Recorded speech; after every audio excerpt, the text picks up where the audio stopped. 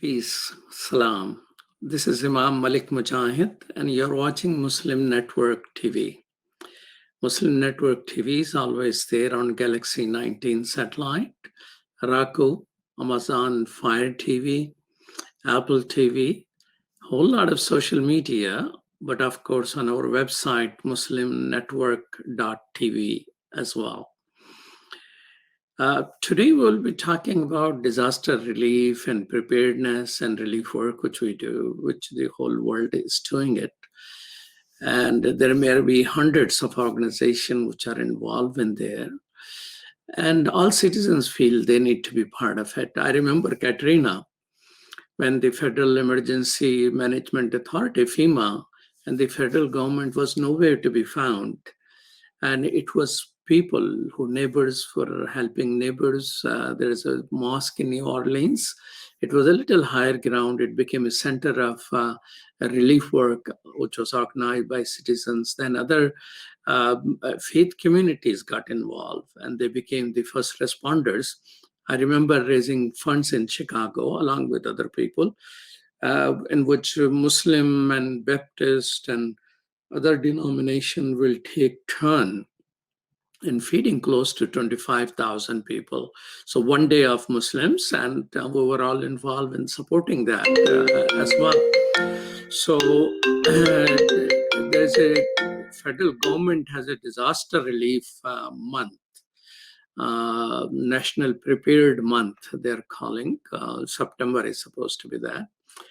Did you notice that? Did you know about it? There are so many months and days, and sometimes it is difficult to keep track of those. But I like their slogan, disaster don't wait, make your plan today. Well, I hope at least you who are watching and myself will pay attention to that. As our nation continue to respond to pandemic, there is no better time to be involved in preparedness. It is normally said that the Americans were not ready for this pandemic. Government was not ready. Definitely, I was not ready. And we were learning while doing. Is America ready? Are they prepared for things of this nature? We'll talk with an impressive leader of Direct Relief. Direct Relief is the name of the organization. And the gentleman is Thomas Tighe. Welcome to Muslim Network TV, Thomas Tighe. Thank you very much. It's a pleasure to be here, and peace with you. Thank you.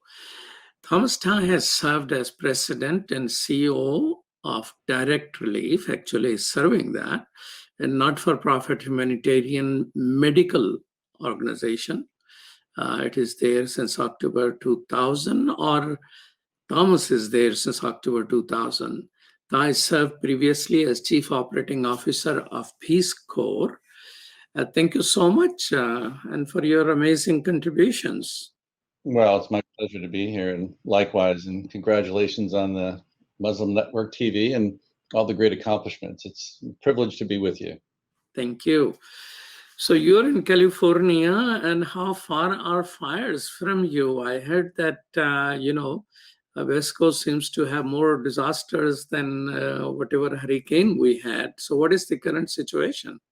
Well, we're either always in a disaster or just, getting out of one or getting ready for the next one, because, California is, it has chronic challenges from earthquakes to now increasingly large wildfires each year, as well as heavy rains. And, we had a mudslide here where I am in Santa Barbara a few years ago that took out my house and was the most deadly disaster in little Santa Barbara's history. So, but right now, I think the fires that have been burning up in Northern California and some in Southern California are a bit under control, but we've all been under a warning watch in the whole state because of this record heat wave they expect. So, we're in these interesting times, as you said, where the global pandemic arrived on top of a lot of existing challenges and other recurring types of events like hurricanes and wildfires.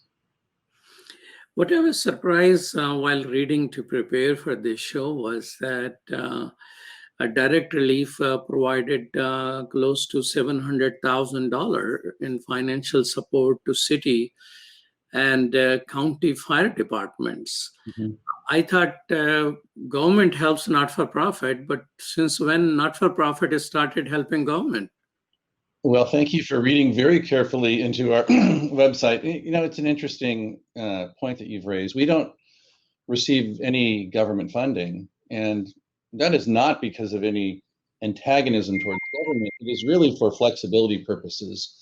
I think is having worked in government, necessarily when you're using the taxpayers' money, there are conditions and strings, procedures that come along with that. So we have found here at Direct Relief over our 72 years that the desire is to be, you know, performing a public benefit service, which is what government exists for, but doing it privately allows you to do it a little faster, with a little more focus, without all of the other bureaucratic concerns. But the ethics and policy is exactly the same. I mean, you have to do it for the public benefit. That's why nonprofits exist. So when we see out in California the expectation that these public agencies, fire departments, can do things that they're not prepared to do, just as you said in New Orleans, we, you know, after Katrina, people stepped up, private enterprises in the faith community. There's a version of that, I think, in the emergency response area, where, you know, the objective is to get the work done. And if we have resources for the public benefit that the public agencies need, we're happy to provide those, you know, or not, you know, if we can do something directly ourselves. So we found that, you know, the expectations on some of the public safety and first response agencies are completely inconsistent with their available funding and resources. So as we have access to private resources and we see the need for a vehicle, even a helicopter or something like that, that's in everyone's interest, a public asset, we have participated in those efforts to make sure that the funds that we have serve the public's interest in the best way possible. So do you have a team which looks for that opportunity in which there's a need for urgent action, excuse me, and the government or a city is unable to handle it, or they know how to approach you and they say, well, this needs to be done right now. The government will take longer time to send us some money, so help us out here. How does it work? Yeah, it differs from event to event, but typically when there's a major event, the public officials are responsible for managing and coordinating the event. So when we have a wildfire in California, which is a chronic issue, the local county public health officer is in charge of health services for people. And when there's large scale evacuations, it's a real challenge because public health agencies in California and in many counties around the US, they have the responsibility for regulation and advisory opinions and issuing orders, but on a day-to-day basis, they do not run all health services for their county. So the dilemma is that, you know, they're kind of regulators, overseers of health services and public health activities, and then something bad happens, and they're immediately expected to be in charge of everything, right? And so that's just not their job on a normal day. So what we do is we check in with the local county fire departments and the local county health departments and ask them where the gaps are, what they see as a priority. Typically, we can mobilize medications and things like inhalers or antihypertensive medications or insulin. And those are real challenges in mass evacuations, because people may evacuate safely, but if they're managing a chronic condition like diabetes or hypertension or asthma, and they don't have their medication when they evacuate, that's what happened in Katrina. Many of the people who ended up in hospitals were not injured by the event of Katrina. They had a chronic condition that became an acute crisis after they were evacuated. So to coordinate those types of things, we always check in with the public officials, tell them the resources we have, ask what they see as a gap, and sometimes we just work very closely together to make sure that all the resources are spent in the most productive way possible. So in our conversation came Katrina, and here you were as a not-for-profit, you try to fill in the gap on a far faster basis than the government system might have worked. What are the lessons we have learned from Katrina in terms of the government as well as the civil society? Has there been a 10-year review of what we learned, what we did not in the civil society or at the government level? Yeah, I hope so. I mean, it's been 15 years, and I think what we've learned, certainly, and I think it's been recognized, is the challenge that exists even with FEMA, which is not an operational agency. It's a funding agency. It's established policies, but it doesn't have the labor force to deploy to do things like feeding programs. It can identify a need, and it can direct financial resources. But I think a lot of the work is necessarily done by members of the local affected communities and groups that can mobilize volunteers and resources. I think sometimes there's a jockeying about control. And I think people want to be in control, which is fine. But if you're in control and you do not perform your job well, people will recognize that, and then they'll just go do what needs to get done. And that's kind of that recurring dilemma, that there's a relatively short period of a few days where all the citizens, this is Puerto Rico, this is California, this is New Orleans, where they will wait, hopefully, and they will watch TV, wait for the political leaders who will come out and want to explain what's going on and what they're doing. But if it's not working, after a few days, people are going to make that assessment, and then they're going to start doing what they believe is important to do. I think many of the people trust and rely on the places where they worship, and that's a really critical role. When people are nervous, they look to people they trust. And I think as distrust and broadly in government agencies has increased, it's important for private organizations and humanitarian groups and the civil society not to make that worse, but to help. And how can we work together with the public agencies and the public service agencies, to serve people? That is why we all exist. And it's not about control or who gets credit. I think it's just helping the people in a crisis and removing one's ego and trying to get the job done. So that's the approach that we try to take, less about what direct relief. We don't have a strategic plan for New Orleans. Our strategic plan is to help the people there accomplish theirs, and to listen carefully and support them as best we can with the resources we have.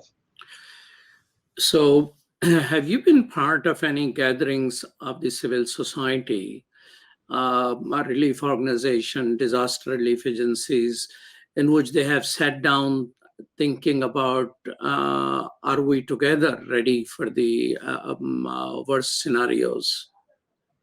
We try to do that all the time. And most of what direct relief does is what we've tried to, in the United States in particular, is we've tried to identify each of the nonprofit community health centers and free and charitable clinics in the United States, right? And they typically exist, the federally qualified health centers, in medically underserved areas. That's why they were created in the 60s as part of the civil rights movement, in recognition that at the time, African American, Black Americans had no meaningful access to health services. So the federal government did establish a program that allowed some federal funding to go to nonprofits providing health services in medically underserved areas. Those areas tend to be disproportionately communities of color. So what direct relief has done for the past since Katrina, is we've tried to identify and network together all of these locally run nonprofit community health centers and clinics, and that's 30 million people. It's the largest health system in the United States, if you think about it like that. It's not like Kaiser or a big network. They're locally run, but they all have the same purpose and mission. So that is, having identified all those organizations, we try to make sure that we have a protocol. So if something hits a typhoon, well, here it's a hurricane, So we have a pre-established contact, we have a protocol to communicate, and we provide prescription medications. So that's a high regulatory bar. That's typically how we respond, because the challenge, as you know, I think that the people who are most vulnerable during an emergency tend to be the people who are most vulnerable the day before the emergency. People who are low income, people who don't have a big financial cushion, that don't have a lot of resources. And those are the people that these nonprofit, civil society, if you will, health centers serve every day. So that's why we are able to move fast in emergencies at direct relief, because we're usually working with a locally run organization there already. And we just listen and ask them what they need and try to get it to them as fast as we possibly can, if it's a health commodity or increasingly now money. So it's profound. I mean, you're saying that the people who are already in difficult situation are the one who suffer the most, and pandemic probably prove once again the same point. When we come back, I would like to discuss with you a little more about the connection of civil rights movement and the establishment of those clinics, which you are saying is the largest healthcare network in our country. This is Imam Malik Mujahid, and you are watching Muslim Network TV. We'll be right back after these messages.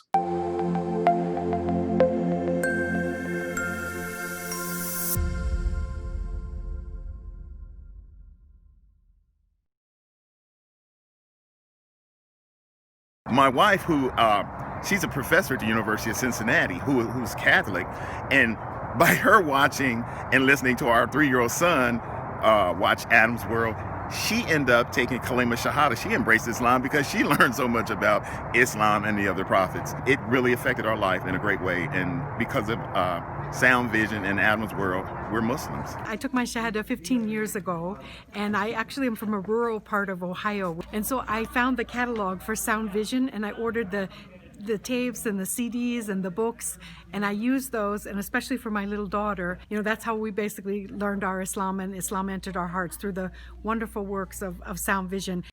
Okay, assalamu alaikum, brother. I just want you to know that I love the Sound Vision website, that a lot of times when I'm looking for information, especially as it relates to homelessness, domestic violence, and women issues, I go to that website, and then I see what you've written, and then I copy and paste it and spread the word, because the wisdom is there. So I can't do any better than what Sound Vision has already done.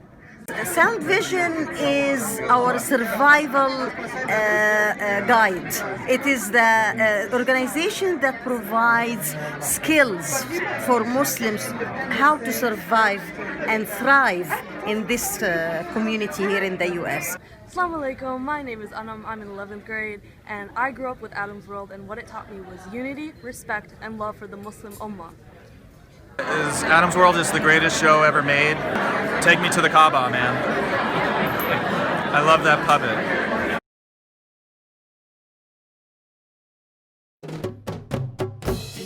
Assalamu alaikum. Open up your eyes. Assalamu alaikum everyone, it's your brother Zain Bika from South Africa. One of the first educational programs ever produced for Muslim children was the ever popular Adam's World series. The colorful and comical Muslim puppets stole the heart of a generation.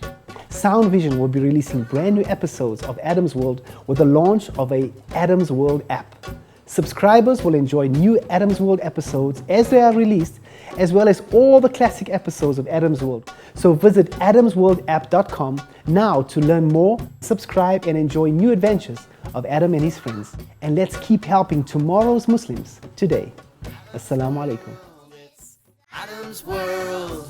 Believe me, there's a lot to see. Bismillah. Let's explore.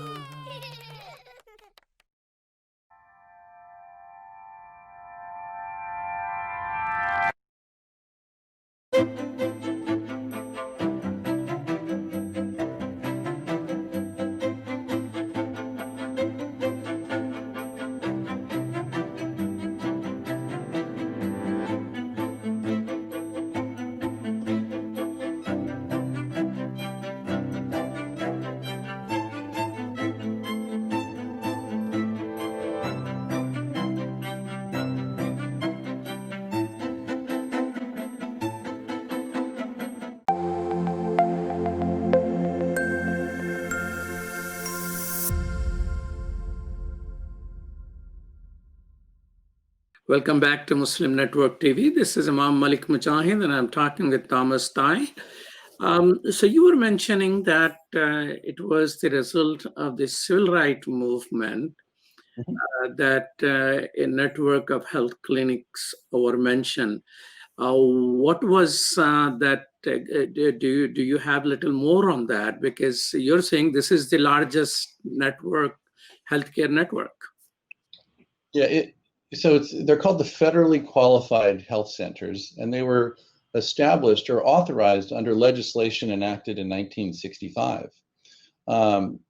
which, as I said, provided federal funding to create community health centers in areas that were medically underserved, and that was a defined term in law, or serving medically underserved populations, which, for example, may exist in a large city like Chicago. It's not a medically underserved area, but there are people within an urban center that may themselves not have access. So, fast forward the tape now, 55 years later, and you can look at the National Association of Community Health Centers, and there are 12,000 nonprofit corporations that have been established to create these community health centers.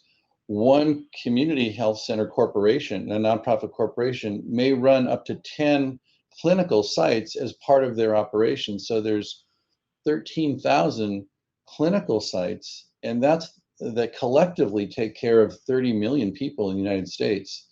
And they do such great work, but they're not very visible at all. I mean, because they're rooted in their communities. They're not spending in medically underserved areas that tend to be areas of high poverty. And so they don't have a lot of money to advertise. They don't have marketing campaigns, but the quality of their work is provably good because they have standard data about patient outcomes and treatments. And, if you're interested, the National Association of Community Health Centers has a wonderful website that details the history and outgrowth of the civil rights movement. Everyone knows the Civil Rights Act, the Voting Rights Act. Fewer people know the Public Health Service Act Amendment of 1965, right? So it doesn't roll off the tongue. But I think it's just such an important part of our country. And it's a privilege for Direct Relief to be part of mobilizing private philanthropic resources to support these institutions that are dedicated to providing health services to the least fortunate people in the United States, and they do a very good job of it. So these are funded by government, but organized by independent not-for-profits. Right. Or existing big hospital chains like in Chicago, University of Chicago or Northwestern, they open these things and benefit from the government funding. Are they, sometime billions and billions of dollars of network try to create something like that and support, help, as well as get funding from the government, as compared to the truly community-based, community-inspired, and community-run clinics? So are there both mix of those? Most of them are not attached to a hospital system. These are just, they're their own animal. They are federally qualified health centers, FQHCs. Chicago has some of the biggest ones in the country where there's a network, a nonprofit corporation that receives some federal funding, I think 50% for your construction.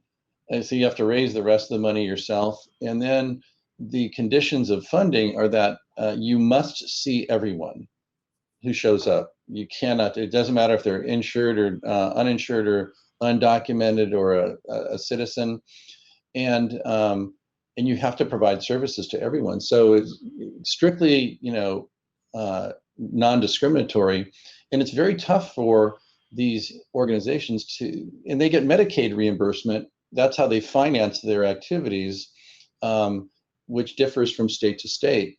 So I think it's a tough, challenging financing situation.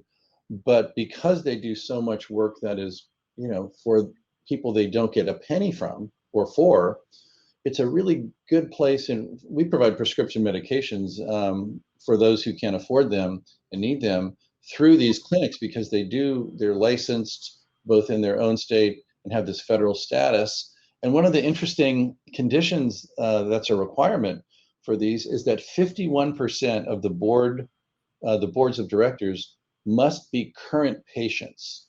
So the idea was, how can we keep the sensitivities rooted in these communities, and to make sure that they said the people who are the responsible on the board of directors must be current patients. That's amazing for democracy. I mean, this is just a amazing principle that, unless you know what it is, how will you be able to keep it community consent?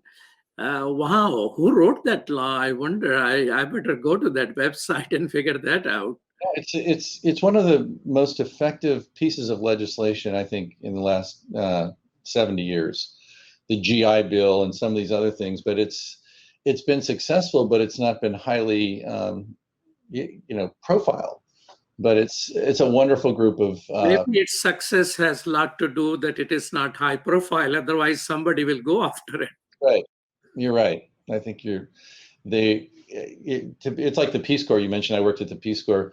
We, although started by President Kennedy, when I was in the Clinton administration, I thought we just loved that there were 6 members of Congress who had themselves been in the Peace Corps, and 3 of them were Republicans and 3 of them were Democrats. So we, something that everyone, it wasn't one party's or the others, it was just a national treasure. And that's important, particularly now, as everything seems to be viewed through a pretty intense political lens, and not everything is political. Yes. It's a humanitarian group, and I think we don't ask, for party affiliation or anything. We just, if people are suffering, it's important. We learn this as children, help the people, do it without judgment, and then pick up all the other things that were. Yes. Unfortunately, the politics seems to be one variable which is in front of everything, and I'm just happy that that whole community health system survives and thrives, and organizations like you are available to fill in the gap. So direct relief, although it's called direct relief, but it seems like, just like FEMA, you are also involved in providing funding and a supportive role instead of directly being a service provider. Right. Well, that's relatively recent. I think with respect to the COVID pandemic, for example, we have stockpiles of PPE, we have stockpiles of medications, and we had an early signal, and we were concerned as the coronavirus arrived that the people who would be disproportionately affected were actually the people who have been disproportionately affected, right? People with low income, people who don't have access, rely on public transport, people served by these community health centers. So as we were providing PPE that we had stockpiled, there was recognition. We weren't doing fundraising, but a lot of people sent money in to direct relief to do more of that. And we thought, gosh, this money is really not for direct relief. It's for the people we're helping. And we were able to create a fund we gave away about $35 million in cash to community health centers just to shore them up, because we knew that if they closed or their health workers got sick, the only place their patients could go would be the hospital at a time when we were trying to keep people out of the hospital. So that became, just because we had the resources available, we were able to provide the resource of cash in addition to the resource of medical material that we typically provide. So that was, not how we're not set up as a grant making organization typically, but in emergencies, when we receive money, we know it's not for direct relief, it's for the people that are affected by the emergency. So we try to give it away, or just use as little as we can to cover our operating costs for transporting medications. But it's a wonderful thing to be able to provide financial resources to groups that are completely affected, doing all the work, but never on TV, and no one knows about. It's a big dilemma, right? So we're happy to be, as a support organization, we think that's an important role that we can play, and love to do that whenever possible. That was extraordinary and very strategic. You're supporting the system. If it collapses, there will be another mini disaster into making, and supporting in a direct way those who are connected with the most vulnerable. But where did you get all the PPEs? Everybody was fighting for those. Well, because California almost burns to the ground every year, we've been actually manufacturing our own N95 masks now in China for the past several years. So we have our own brand, NIOSH approved, FDA approved, and it was just to filter out all the fine particulate matter that is in wildfire smoke. So that's why we knew a lot about masks, and we had a few million of them in our warehouse. So that was and we knew how to buy them too, because we had our own manufacturer and our own little brand. They cost about 70 cents for us to make.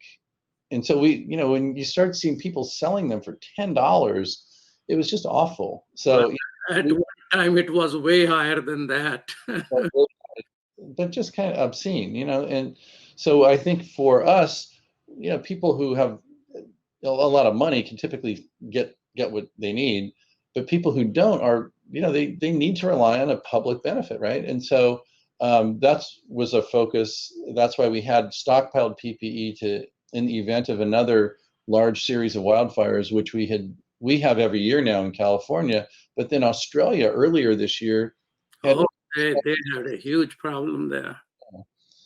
So that's why we had some, PPE of what we thought was a substantial stockpile. It turned out to be, relatively modest against the need, but we've been able to replenish it. 3M in Minnesota, kind of the global company, widely known for the quality of its products. For years, we have been their charitable channel for things like their protective masks and respirators. So they were able to provide donations, and that's typically how we work, encouraging material donations that we could then provide at no charge. Well, thank you so much, Thomas Tighe.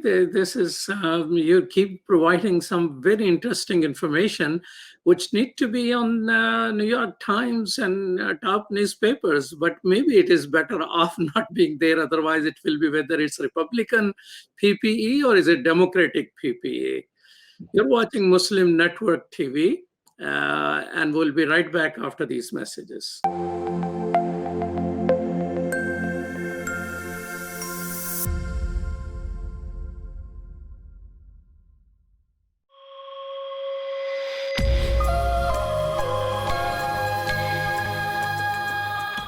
What was it like when you started this network out, when you started Sound Vision those many years ago? After 9/11, one lady called me and she says, what is your channel which I can watch? And I say, I'm sorry, we don't have a channel. And you know what she said? She said, then how America will know about you? SubhanAllah. Anything you want to say to the people who are watching? We had one sister who messaged that she grew up on Sound Vision. What do you say to the people who have been long supporters? Thank you. Thank you. It is because of you we are able to do all of that. So the generation of Adam's World, you need to take it over for the next generation. And that's my invitation to you. So keep telling everybody where to watch. They can watch it on Galaxy 19 satellite, Amazon Fire TV, Apple TV, or easy thing, muslimnetwork.tv, or our YouTube channel, or our Facebook channel. And with your help, inshallah, ladies, the one who called me, what channel should I watch Muslims on? Answer is here and now.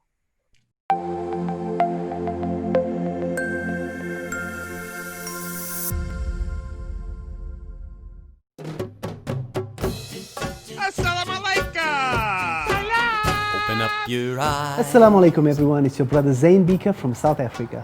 One of the first educational programs ever produced for Muslim children was the ever popular Adam's World series.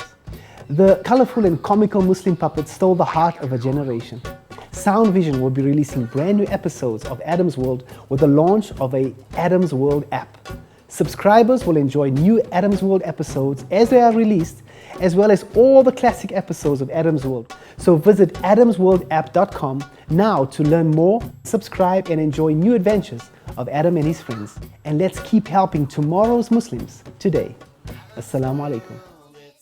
Adam's World. Believe me, there's a lot to see. Bismillah, let's explore.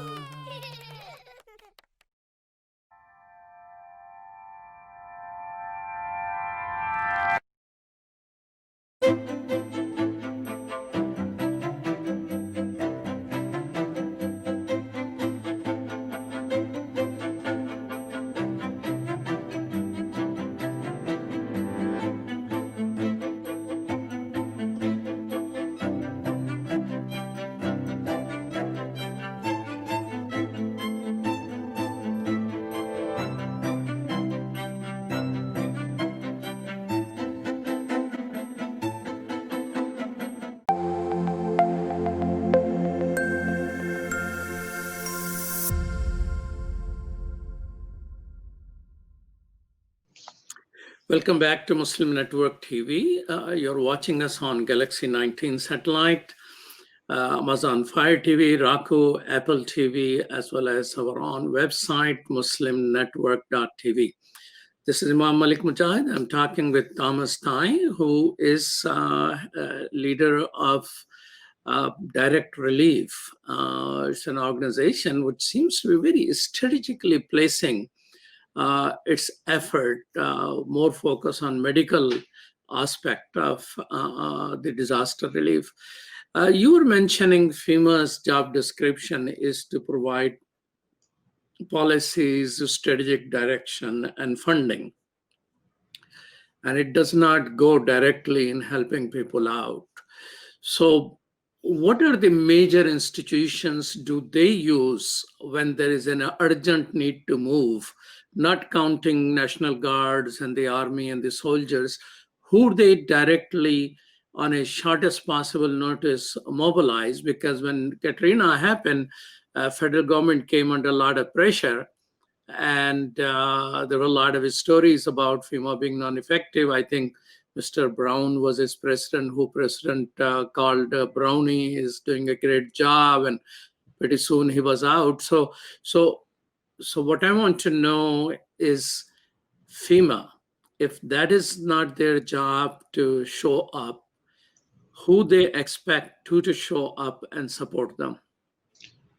Well, I should say that FEMA should speak for itself, but I will say that my impression is that they do have some pre-existing, arrangements or contracts for shelter services with the Red Cross, for example. I mean, so those are pre-existing relationships between FEMA and service providers that can be turned on in a particular area if necessary. So they're the funding stream. It comes through FEMA, and they can make allocations to the county or the states when there's a presidential, a federally declared disaster. So those funding streams through FEMA go to, cleanup work and through contracts, social services. And I think, as you saw in Puerto Rico, sometimes people can present a bid, or they'll do a request for proposals, and people can bid on things like large-scale feeding programs. And then the FEMA staff will determine who, will be selected for those contracts. So I think they're like most of, when you get outside the military, they're operational every day. Law enforcement, police, and sheriff, they're operational every day. Hospitals and clinics, they're operational entities, and firefighters. So those types of organizations tend to do very well, in my opinion, during emergencies, because they're practicing every single day. If you're kind of a policymaker and a funder, you're not running a large-scale operation every day with people and trucks and vehicles and logistics. That is an inherent tension, I think, that we have in the country. We have placed responsibility for managing large-scale emergencies in the hands of people who are not operationally running large-scale operations. They have a lot of money, but so do banks and, you know, the government. If they're not running it on a good day, it's very tough to run it on the worst day ever. So that's, I think, one of those chronic challenges that FEMA and other organizations like it face. They have the expectation that they are in control during a chaotic time, but they're not in control in running the operations on a normal time. So, you know, there's an inherent, I think it needs to be rethought a bit, because you know, you see the firefighters, they scale up, they scale down, they don't get overwhelmed, even when they're overwhelming circumstances, because I think they're operational every day. It's a huge differentiating factor between operational organizations and policy and advisory or even advocacy organizations, I think. What is your advice? How individual? I mean, did you ever hear about that? The September is the National Preparedness Month. Yeah, I thought there was a National Alfalfa Day. I'm serious. I mean, California's an agricultural place, but you know, I was aware of you know, September being Preparedness Month, but it doesn't. You know, I'm not sure how much people are just waiting for September to arrive because it's National Preparedness Month. How do you advise organizations and individuals to be prepared? I mean, the pandemic has told us none of us can ever handle something of this magnitude, but there are some lessons to be learned, right? Yeah, certainly for places that have chronic risks of natural disasters. I think the stockpiling of food, having the list of medications, the things that we see become crises. In the United States, you know, from a health perspective, it's not often mass trauma. It's not a Haiti earthquake scenario where you have hundreds of thousands of injured. You have a lot of mass evacuations that in themselves cause health problems because of the amount of chronic disease that exists broadly in our society. So those types of preparatory plans to make sure that you have your contact list, your medication list, that people know if you have to evacuate where you will go and how to get in touch with each other. The food, water, shelter are the basics in life, right? If you have food, water, shelter, you'll be okay for a short time. Medications is a necessary complement. So for all families, I think it's good for people to take a look at if they have a little stockpile kit or a grab and go kit. It's a good time to look at it. And, you know, from an institutional perspective, what we've seen, you know, the building I'm sitting in, it was the first permitted microgrid in the continental United States. And the only reason it is, so we have a multiple redundant power source, including a large solar array, because it's a big medical warehouse that I'm sitting in. We saw what happened in Puerto Rico when the power grid goes down.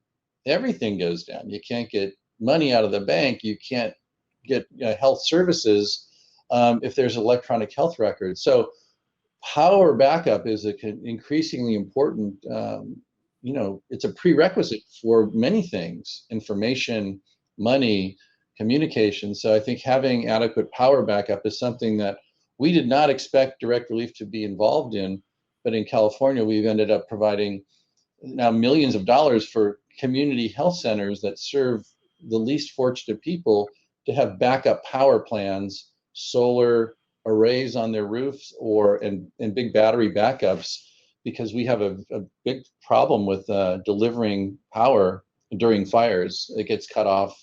So those kinds of preparatory things are always good to, when you have a moment outside of a crisis, to spend some time and think about what could put you or your family or people you care about at risk. How much of your work is in the US and how much is international? I think, you know, it was really Katrina where we started. We became licensed as a drug wholesaler in all 50 states because we thought, this is terrible. I mean, you know, it's the United States. Why can't we help people? And you know, because of the federal system and state regulations at the time, you know, direct relief could provide prescription medications to Tanzania, but not to Texas. So we didn't have a license in Texas. So I think still about 85% or maybe 80% is international. 20% is in the United States, but the United States is our largest single country of activity. It's about $250 million of assistance each year in terms of the value of the medications we provide. And then this year was another, $35 million in direct financial assistance. But the remaining amounts are dispersed over about 100 countries a year, where Direct Relief has ongoing support activities for many of the health institutions that exist throughout Latin America, Africa, and Asia that we try to support on an ongoing basis. And again, if there's an emergency, that's the network that we plug into and key off of as we're responding during a crisis. I saw that 58% of your 1.4 billion revenues came from individuals. Most large organizations have some other model of funding, but not 58% coming from individuals. How do you connect with the individual? What's your secret? I need a lot of money to run this television. Tell me about it. Well, most of the 1.4 billion, most of that is contributed in kind of material, right? So that's the value of the prescription medications that the manufacturers make available to us. So we've been providing, the charitable naloxone for drug overdoses for now 4 or 5 years from Pfizer. So Pfizer makes it, we must account for it and assign a value to it. So that may be tens of millions of dollars that we have to reflect on our books. It's about $100 million that we received in the most recent fiscal year. That was the cash, of which 58% came from individuals. So the overall revenue includes the value of contributed stuff. The cash is different, but we've been very fortunate. We've been a relatively low-key fundraiser, but we just thought, there's a lot of advice that people give about, you need to send a mail or you need to have this event. And most of my friends hate that. They think, don't send me a calendar. I have And so what we thought we could do is really what you're doing, just do our work well and try to have a way to communicate it and have people able to find you through social media channels or in the media. We hired a couple of journalists whose job is to just write about the people and the issues and the places that Direct Relief works. And you can follow us on Apple News or Google News or Bing News. We're an authorized news source now for many people. And it's not fundraising, because it can't be, but it's actually visibility about the substantive issues that we're working on. And that has brought more awareness about what Direct Relief is doing. And that seems to have had a positive effect on the financial support. But I was writing down, Muslim network TV is a really good idea. We don't have our own TV network, Imam.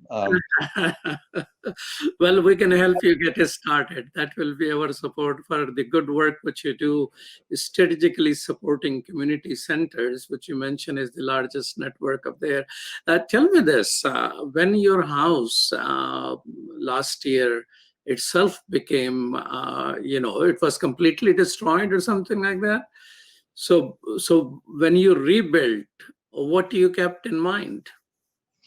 Well, the mudslide, Santa Barbara's got a little strip of land between the ocean and mountains. And so we had a bad fire and then a big rain, and the mountain came rolling down the hill and tragically killed over 20 people. And it just left this swath of destruction, including my house. So we were fortunate.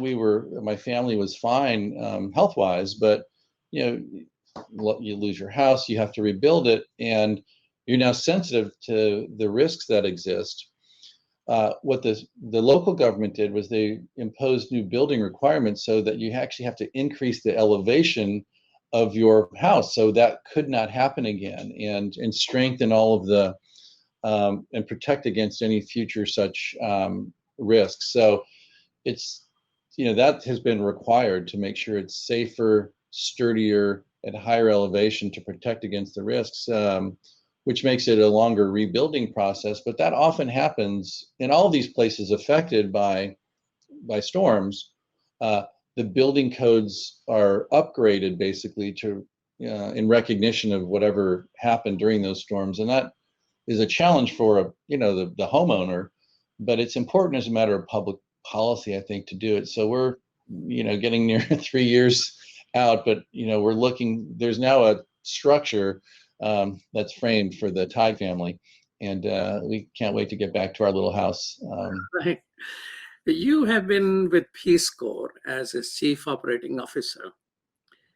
Peace Corps is also one of these things which America doesn't quite know as much as about. Tell me a couple of your stories of working with people like that. Yeah, well, I was in the Peace Corps as a Peace Corps volunteer after I finished law school, which is a bad career move for anyone considering don't go to law school and then go into the Peace Corps and make no money.